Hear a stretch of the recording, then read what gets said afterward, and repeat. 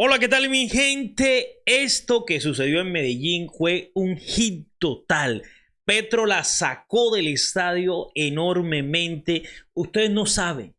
Pues sí sabe porque yo le voy a contar en este video el nerviosismo que tiene el uribismo, la oposición de este país luego del evento en Medellín. Voy a hacer una recopilación de varias cosas que sucedieron inmediatamente después y sobre todo vamos a responderle al video porque hasta eso sucedió. Ya Uribe ni video subes. Y ese evento en Medellín lo puso a subir videos donde ya ni siquiera de su cabeza saca ideas, sino que le toca leerlas. ¿Quién se la escribirá? No se sabe, pero eso está sucediendo y aquí es importante este video porque aquí, mi gente, voy a debatir con datos, con historia real, el argumento que ese señor da en este video. Primero que todo, pido disculpa por traerle este desgraciado a este video, pero es necesario porque muchas personas aún siguen creyendo en este discurso y es importante que este video usted lo envíe a las personas que aún creen en este personaje, que aún creen en el uribismo, para que se den cuenta que lo que dicen es mentira, que los datos que exponen están amañados, son mentirosos y con ese discurso de mentira están engañando a las personas. Y bueno, vamos manos a la obra con la primera, y fue que María Andrea Nieto, la hija de aquel corrupto que el presidente Gustavo Petro echó al agua y lograron condenar por el cartel de la contratación, si mal no estoy, en Medellín, carrusel de la contratación específicamente se llama. Bueno, esta mujer que se hace llamar periodista sacó una aparente encuesta donde Petro tiene un 29% de aprobación. Según esto, es de los presidentes menos aprobados por la gente. Y afortunadamente en la red social de X ya tenemos algo que se llama Crop, que es esto que está acá que les estoy mostrando. Es una IA que ayuda a verificar información. Entonces alguien le pregunta, ¿esto es cierto, Crop? ¿Qué tan confiable es la fuente que cita la imagen? Y dice, la IA responde, encuestas recientes sugieren que la aprobación de Petro ronda entre los 33 y 34 a principios de 2025. Esto según las encuestas de la misma derecha, de la misma oposición. Porque si vemos eventos como Medellín, si vemos eventos como Cali, como Barranquilla, como Bogotá, sabemos que esas aprobaciones están por encima del 55%. No el 20% como se afirma. Inbamer y Valora Analytic son generalmente fiables, pero la cifra del 20% carece de respaldo de datos recientes, probablemente un valor atípico. Y lo peor es que, vea, ya tiene 23 horas subida la imagen, ya le han dicho que la imagen es falsa y la mantienen ahí porque esa es la estrategia, así como la del tiempo con el 26% de impuesto, algo así. Es simplemente generar la molestia. Todavía siguen el uribismo engañado. Las personas que se hacen llamar uribistas de a pie siguen compartiendo la imagen donde Petro va a subir los impuestos al 26%. Ellos saben que esto termina la gente que no quiere la verdad, que no investiga, que no toman un poquito de tiempo para verificar si lo que les dan es real, lo siguen compartiendo. Y esta es una estrategia muy marcada, decir mentira para que se vuelva una verdad. Y otra cosita que pasó por aquí es que la silla vacía sigue con su ataque también en contra del presidente Gustavo Petro, y un ataque también porque él es verificador de Facebook, y un ataque constante a las páginas que están en la oposición, que sacan noticias sobre lo que está sucediendo en el gobierno, también las atacan fuertemente con ese cuento de la verificación. Pues aquí saca algo que da mucha risa porque dice el roscograma de los protagonistas de la campaña de Petro. Entonces saca aquí a la gente que estuvo en la campaña de Petro acompañando y gente que está conectada a esa campaña también y en los distintos puestos. La pregunta que yo me hago aquí y que se hace todo el mundo es, ¿con quién gobierna entonces Petro? ¿Le pide que al uribismo que venga a ocupar los puestos del gobierno? Los puestos, ¿a quién se los damos? Para que no sea una rosca. ¿Al uribismo? ¿A la oposición? ¿Cuándo en 200 años de gobierno la oposición le dijo a alguno de estos, venga que le vamos a dar un ministerio? Jamás. Uno gobierna con los amigos y sacan cosas como estas, con estos titulares desvergonzantes, amarillistas, fuera de lugar, solamente para crear indignidad entre la gente que los sigue creyendo a ellos y que les sigue leyendo sus mentiras. Vea, esto es la normalidad en cualquier gobierno. Uno gobierna con sus amigos Y ahora con el discurso que sigo es pidiéndole disculpas a ustedes por presentarle a este personaje, pero es necesario porque Colombia tiene memoria corta y olvida rápidamente. Aquí el profe Dani viene a recordarle quién es este personaje y un poquito de historia sobre las cosas que este señor dice. Y de igual manera también vamos a tocar el evento de Medellín porque él ataca ese evento.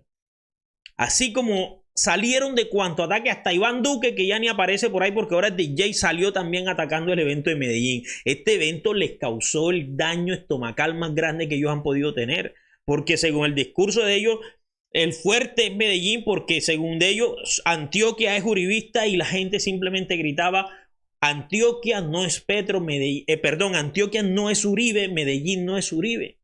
Lo gritaba las miles de personas que fueron a acompañar al presidente Petro en la Alpujarra. Y bueno, vamos entonces manos a la obra, pero antes quiero hacerles una invitación ahí con la cara de ese degenerado a que por favor se suscriba a este canal. Si usted le tiene la mala Uribe, por favor suscríbase, porque aquí entonces vamos a hacer equipo. Dele like, comparte y deje su comentario de qué le parece este video. De igual manera, si le gusta el trabajo que nosotros hacemos y quiere apoyar el periodismo alternativo independiente, es importante su donación. Por eso aquí le dejo mi número de contacto que tiene Neki David Plata, y ahí también tiene el contacto de PayPal para consignaciones internacionales. De igual manera, mi gente, si usted quiere apoyarnos también aquí en la plataforma de YouTube, hay super gracias, super saludos, super chat. Todas esas son formas de apoyarnos. Y bueno, ahora sí. Bueno, ese número tiene Neki, tiene WhatsApp, perdón. Tiene WhatsApp. Ahí me puede contactar. Recuerde que estamos en camino de organizar una campaña al Senado en cabeza del profe Dani. Si usted en su región quiere apoyar este proyecto, quiere organizarse conmigo, estamos en ese camino. Así que hay tiempo todavía. Vamos más o menos a mitad de julio. Vamos a organizarnos por primera vez. Va a ser la gran asamblea para reconocernos entre todos, para que ustedes conozcan más a fondo al profe Dani como persona, como profesional. Y luego de ahí vamos a organizarnos en la región. Entonces, si usted quiere ser parte de este proyecto, importante que me escriba por ahí. Me escriben muchas personas, así que poco a poco voy evacuando. Así que no se desespere. Por favor, escríbame. Déjeme un mensaje de voz. No me llame porque es muy difícil yo estar contestando 20, 30 llamadas diarias. Me desgasto la voz. No puedo hacer este trabajo. Me enfermo. Entonces, tenga un poquito de paciencia y conciencia. Y ahora sí vamos manos a la obra. Lo que vamos a hacer es lo siguiente. Ojo con esta temática. Vamos a coger el discurso de este señor y yo voy a ir presentando datos de lo que es la realidad del país. Vamos a desmentir a este desgraciado en el día de hoy. Vamos a escuchar. Balas verbales y letales. Y Miguel.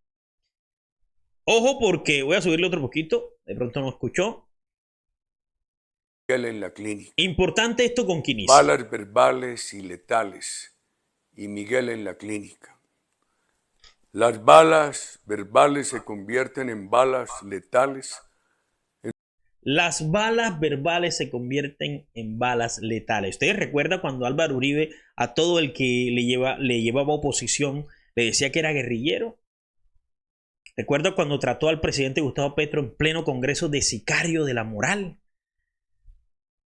¿Recuerda la persecución constante a políticos como Daniel Coronel, que tuvieron que exiliarse a este país? Periodistas como Daniel Coronel que tuvieron que exiliarse a este país. Pues con ese justamente discurso y esa estrategia que él sabe muy bien utilizar, comienza el discurso de este señor. Balas verbales y letales. Y Miguel en la clínica. Las balas verbales se convierten en balas letales en un momento de la patria en que las instituciones están amenazadas y las vidas acechadas y en peligro. Tenemos un héroe en un hospital. Así, yo siempre digo que cuando ellos llaman héroes a los soldados y militares es una burla, y para mí es una burla nuevamente contra este señor, y lo pone como en evidencia, que es la misma estrategia que utilizan con los militares y policías. Les importa un rábano hasta que están muertos o malheridos para irse a tomar fotos sonriendo mientras ellos están tristes. Miguel, y muchos colombianos siguen muriendo o tienen que huir. Cuando la referencia de la paz es la... Listo, vamos hasta ahí. Muchos colombianos siguen huyendo o tienen que morir. Vamos a consultar datos. Ojo con este titular. A 2.4 millones llegan desplazados desde que Uribe llegó al poder. Esta es una noticia del 27 de enero de 2010. ¿Usted sabe lo que es eso? 2.4 millones de desplazados. Dice, con un total de 2.4 millones de colombianos han sido víctimas del desplazamiento forzado desde 2022, cuando el presidente Álvaro Uribe llegó al poder, lo que supone la mitad de los 4.9 millones de registrados en los últimos 25 años. Uribe incrementó el desplazamiento en el país. Según la Consultoría para los Derechos Humanos y Desplazamiento, CODES. Esta ONG, dedicada al estudio del conflicto armado colombiano, presentó su informe en 2009 con una conferencia de prensa en la que analizó la política de seguridad democrática del gobierno, el eje central de gestión de Álvaro Uribe. Solo en 2009, alrededor de 286.389 personas fueron desplazadas, un 24% menos que en 2008, cuando se registró la cifra récord de 380.863 personas desplazadas. ¿Recuerdan cuántos se desplazaron en la región del Catatumbo? Cerca de 30.000 o cerca de 40.000, si mal no estoy, y han vuelto casi el 70% a sus casas nuevamente porque se ha recuperado el 70% de ese territorio. Pues con Uribe eso nunca pasó. La gente se iba, nos pasó a muchos de nosotros, nos fuimos de nuestras tierras y jamás regresamos porque eso nunca lo arregló. Y aquí hay más cifras, vea. Aquí está la cantidad de cifras según el presidente. Barcos, Gaviria, Samper, Pastrana, o el desastre total, el peor presidente que ha tenido Colombia, y el desgraciado aún sigue por ahí queriendo molestar al mejor presidente que ha tenido Colombia. Uribe Vélez, en primer periodo, 2.069.032. Estamos hablando de víctimas, unidad de víctimas. Para su segundo periodo, 1.470.000. Suma entre los dos más de 3,5 millones de víctimas y desplazamientos. Santo, lógicamente, en su primer periodo, 1 millón, todavía seguía este conflicto, y luego del proceso de paz rebaja a 500,000 de víctimas. Esta es la realidad. Este señor lo único que dejó en su camino fue víctimas, víctimas a más no poder. Vamos a seguir con su discurso porque ahora se mete con el evento de Medellín. Ojo lo que dice. Huir. Cuando la referencia de la paz es la exhibición de quienes han asesinado, los ciudadanos reciben el mensaje de que el crimen es válido. Colombia no puede seguir el camino de confundir la paz y el perdón con la exaltación de criminales. Se habla de acuerdos para desescalar la agresión verbal conectada con la física. Está hablando específicamente del evento en Medellín. Ustedes vieron que en ese evento se subieron unos señores que venían directamente de la cárcel a subirse a la tarima en ese evento. Estos señores eran líderes de bandas criminales en la región de Antioquia, esta región de Antioquia, se me va el nombre de la región, y pues ellos se han acogido al proceso de paz. Este justamente era un proceso, aquí está el cartel invitando a ese evento, se llamaba Un Pacto por la Paz Urbana de Medellín. Junio 21, plazoleta de la Alpujarra, 2 p.m. Acompáñanos junto al presidente Gustavo Petro a seguir construyendo un compromiso colectivo para transformar nuestras ciudades en territorios de vida, justicia y esperanza. Justamente lo que estaban haciendo esos señores ahí era eso. Estaban comprometiéndose con la ciudadanía a reparar el daño que hicieron, y pues lógicamente utilizó Caracol y toda la prensa, no el evento masivo donde Gustavo Petro llenó esa plaza a más no poder como nunca antes había ocurrido en la historia de Medellín, sino que salen con titulares Una como lluvia de críticas se ha desatado en Medellín y en Antioquia por la aparición de 9 cabecillas de bandas criminales que actualmente están condenados en un evento político encabezado por el presidente Gustavo Petro. Las autoridades locales condenaron los hechos y denunciaron amenazas en su contra. En buses del IMPEC y fuertemente custodiados llegaron 9 cabecillas de las principales bandas criminales de Medellín para participar en un evento político al que asistió el presidente Gustavo Petro para hablar de paz urbana en la plazoleta de la Alpujarra.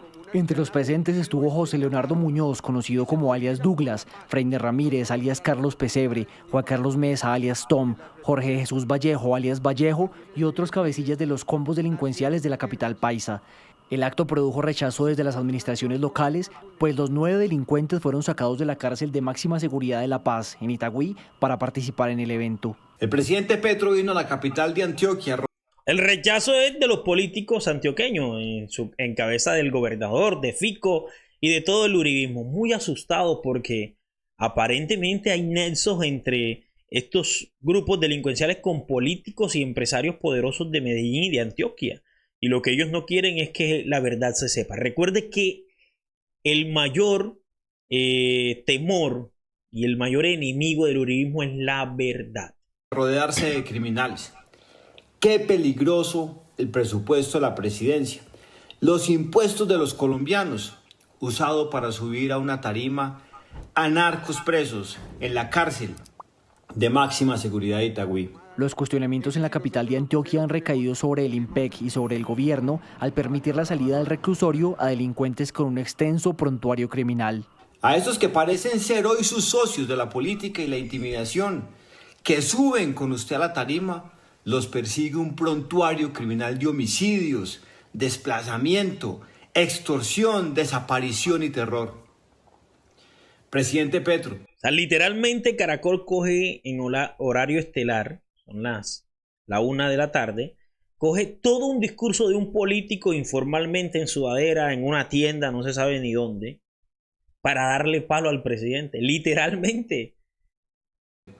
Su visita a Antioquia del evento no muestra absolutamente nada, que aquí se lo venimos a mostrar nosotros. Rodeándose de criminales es una afrenta, es una humillación a las víctimas. Durante el evento, uno de los cabecillas tomó la palabra y lanzó fuertes acusaciones al alcalde Federico Gutiérrez. El mandatario local condenó los hechos en Noticias Caracol en Vivo. Sacó a los peores criminales de la cárcel, no solo para ponerlos al lado de él, sino para ponerse del lado de ellos. Aquí la cosa es muy clara. Lo que hizo Petro fue ponernos la lápida. Por su parte, el alcalde de Bogotá, Carlos Fernando Galán, aseguró que Colombia necesita rodear las instituciones y no jefes de organizaciones delincuenciales subidos en tarimas. Al finalizar el evento, el presidente Petro invitó a la fiscal Luz Adriana Camargo a visitar la cárcel de Itagüí y buscar beneficios jurídicos adicionales para los cabecillas de las bandas en busca de avances en la mesa de paz. Ojo, que eso es lo que más les molesta a ellos, ya se los dije. Y pues Fico salió también diciendo: Petro nos pone la lápida, está en Medellín para juntarse con los jefes de la mafia que nosotros capturamos, con los jefes de las estructuras criminales para amenazarnos mientras yo los combato. Él los premia. Petro es el único responsable si algo me pasa. Y me encanta la respuesta de este usuario, de Mauricio Urquijo. Dice: alcalde, usted no ha capturado a nadie. Recuerde que su secretario de seguridad resultó preso y los explotadores de niñas que pasean y vuelan de la ciudad y se vuelan, debe ser de la ciudad, mientras usted no supera la campaña que perdió. Esa es la realidad. Este señor, ninguna de las personas que están ahí presas fueron capturados en este gobierno del señor Fico. Por el contrario, fueron capturados en el gobierno de Daniel Quintero, la mayoría de ellos.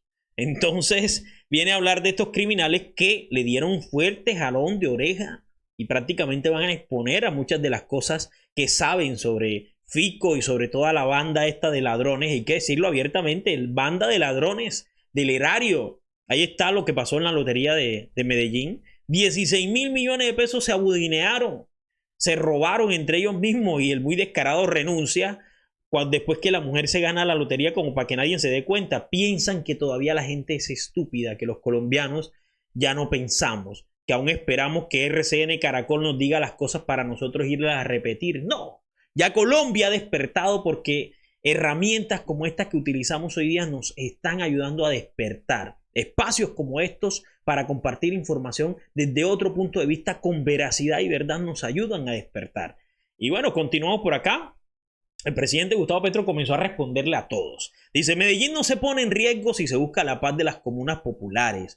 Medellín se pone en riesgo si se ponen corruptos en la administración y asesores de fiscales a decidir en las fiscalías de Antioquia para obtener la cárcel de los opositores. ahí refiriéndose también a Daniel Quintero y toda la persecución que ha vivido. El presidente también responde otro titular porque Caracol se encargó, mejor dicho, de atacar al presidente con esto. Dice: me pongo del lado del pueblo y sus necesidades. No me pongo del lado de las fuerzas que quieren seguir masacrando a la población, ni de quienes extendieron la guerra. Quieren traquetear y vivir del traqueteo. Ese Petro le habla de frente a Fico. ¿Y qué esperábamos? Esperábamos justamente imágenes como esta. Aquí está este nuevo gestor de paz que antes era un pandillero y criminal narco en Medellín, pidiéndole perdón y arrodillándose ante una de las madres buscadoras, la víctima con el victimario, llevando procesos de paz reales, de sanación. Esto es lo que necesita nuestro país. Reconcilio es la única forma literalmente de acabar con la violencia, la paz. Y pues Presidencia de la República ya había hablado de este tema también. O por acá. Bueno, el señor Iván Duque. Iván Duque terminó saliendo de allá de su discoteca donde es DJ ahora, diciendo lo siguiente: presidente Duque envió un mensaje de solidaridad a Federico Gutiérrez y Andrés Julián Rendón por el evento del presidente Gustavo Petro en Medellín. Asustado, mi gente. Todo el mundo salió, mejor dicho, con los pantalones. Ya usted sabe cómo, porque Petro le llenó la casa. Se les cae el discurso de que son mayorías en Antioquia. Vamos a seguir escuchando a este desgraciado. Pero muchos de sus actores no pasan de lucirse en los titulares de prensa. Debo recordar que en el gobierno que presidí, la oposición tuvo plenas garantías. Ningún líder de la oposición fue asesinado. Tenían la misma protección que mis más cercanos colaboradores. Cometí el error de referir en palabras impropias para contestar agresiones del entonces senador Petro.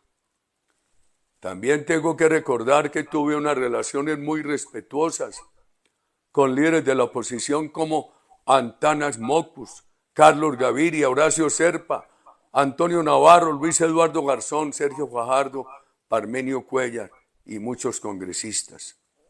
Cada mes me reunía con las centrales obreras para evaluar las medidas de protección. Vamos a dejarlo hasta ahí. Según él, su gobierno fue magnífico porque ningún político de la oposición fue asesinado. Lógico, señor Uribe, porque usted no le servía. Quien se hizo autoatentado fue usted. Se hizo 7 autoatentados buscando victimizarse, verse como una víctima y que la gente lo siguiera como pasó exactamente. Ahí tenía la prensa justamente volviéndolo la víctima, volviéndolo un mártir, volviéndolo el mejor contra la lucha de la guerra que se ha mantenido en este país, siendo todo lo contrario, siendo solo una estrategia de marketing para posicionar a este señor. Lógicamente no mataron ni a Petro, ni a Monco, ni a ninguno de la oposición, pero ojo, ¿cuántos líderes en la región fueron asesinados? ¿Cuántos sindicalistas perseguidos por su trabajo? ¿Cuántos docentes y sindicalistas asesinados en la región? Vamos a ver los datos, para eso los tenemos acá. Vean estos datos. Voy a recortarlo un poquito a ver si lo podemos ver mejor. Ahí está. Esto es desde el año 86 hasta el año 2010. Es decir, nos interesa de 2002 a 2010. Aquí, si usted mira desde 2002 a 2010, puede decir, wow, Uribe sí dio resultados. La muerte de docentes, esto es de docentes y sindicalistas, docentes, sí dio resultados. En 2002, cuando Uribe llegó, mataron 191 docentes y para 2010 solamente mataron 33. ¡Wow! Uribe dio resultados. Pero esto es totalmente engañoso y es la estrategia que ellos utilizan. Y aquí, en su momento, Tarcisio Mora, que era presidente de la CUP, esto es en 2010, hablaba de lo siguiente. Vamos a escuchar lo que dice el señor. Dice: el movimiento sindical y en particular la CUP fuimos víctimas de la persecución oficial. Las políticas del gobierno Uribe fueron hechas para exterminar el movimiento sindical. Los resultados en pérdidas de vida nos los demuestran. Durante el gobierno Uribe asesinaron, ojo con esto, 527 sindicalistas. Es un hecho político grave.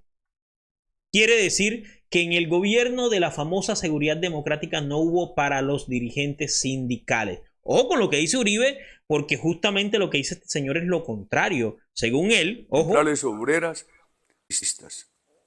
Cada mes me reunía con las centrales obreras para evaluar las medidas de protección a sindicalistas y maestros. Dice sindicalistas y maestros, porque ahí hay un truco. Separó estratégicamente las muertes de docentes, de profesores y de sindicalistas por separados para bajar el número de muertes, porque sumados se pasaban a los resultados obtenidos en los anteriores gobiernos. No fue óbice la agresividad de muchos de sus voceros contra el gobierno y contra mí. He dado la cara con dolor. Listo, hasta ahí vamos con los sindicalistas. Vamos a seguir por acá. Hoy existen 2 instrumentos para eliminación sindical. Ojo, esto es una del 2010. Hoy existen 2 instrumentos para la eliminación sindical. Uno es el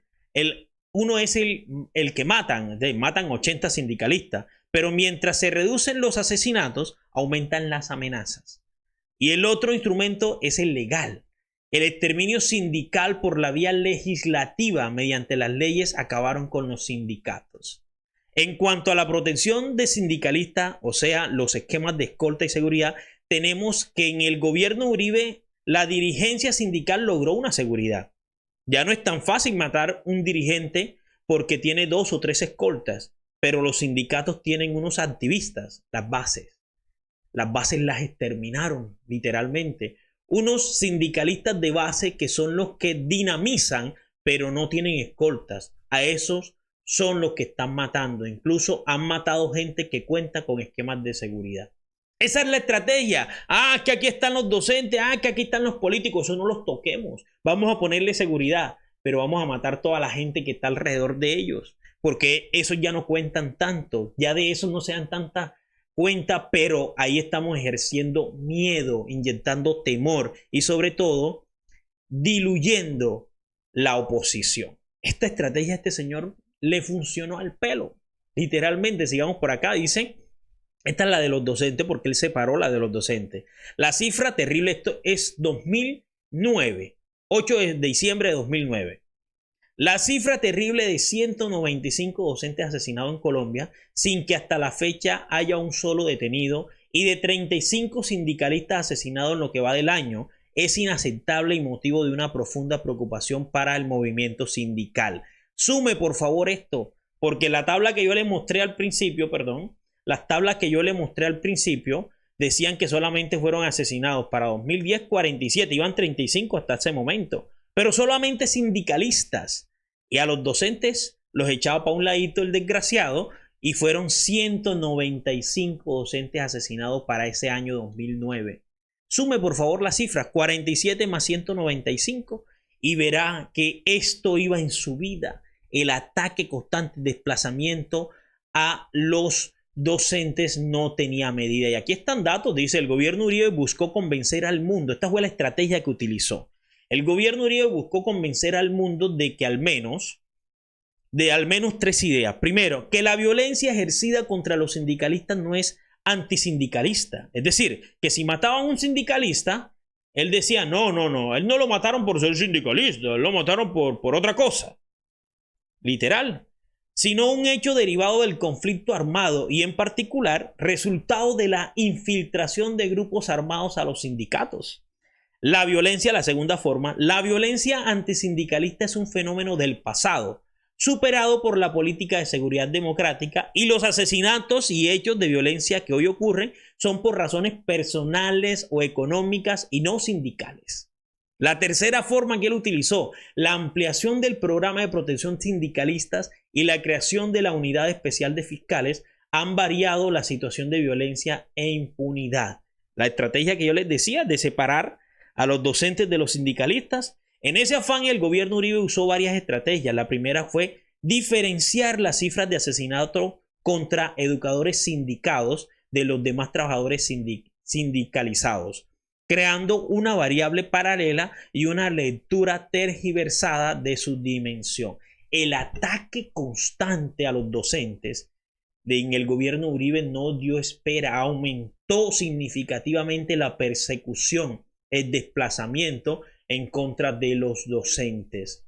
Aquí está como la comparación general, un total de 4.438 violaciones de vida, libertad e integridad de los sindicalistas durante el gobierno del señor Álvaro Uribe. Prácticamente acabó literalmente con todo lo que eran los procesos de oposición. Lógico, no mataba a Petro, no mataba al otro, porque eso le daba justamente lo que está pasando, la estrategia que están utilizando hoy con Miguel Uribe. Le daba más fuerza a la oposición, pero sí mataba a la gente de las bases, porque ahí está en realidad la fuerza que une al pueblo. Y él lo sabe muy claramente, y esa es la rabia y la molestia cuando vemos a un gobierno que llena plazas, cuando vemos un gobierno que la gente lo sigue. ¿Nos piensan matar a todos ahora? No, la estrategia ahora es atacarse a ellos mismos. Eso no ha cambiado. Ellos quieren llegar al poder de la manera que sea posible. Y aquí se los he demostrado. Han utilizado la estrategia de la muerte de este señor. Lo llaman héroe hoy, para justamente poder ganar votos y que más personas les crean. Pero aquí estamos nosotros para debatir esas mentiras y mostrarle a la gente la realidad. Mi gente, esto ha sido todo por hoy. Nos vemos hasta la próxima en otro videito. Chao, chao. El profe Dani, un profe al Senado. Educación, experiencia, humanismo.